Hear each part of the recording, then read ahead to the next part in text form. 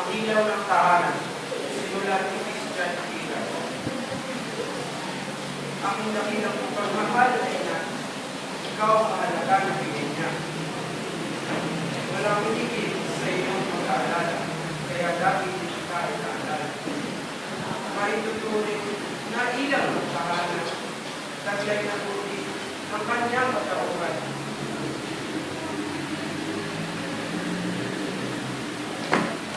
Matigas na ulo, kanyang nalampasan. Kailanman siya'y hindi malilimutan. Ang buhay ko ngayon, naging matagumpay. Dahil ito sa walang hanggan iyong tabay. At sa itong aral na inyong binigay. At ito'y sa aking utang binigay. Sana ngayon po, na kayo'y tumatanda, hayaan niyo po mga ipakalan ko.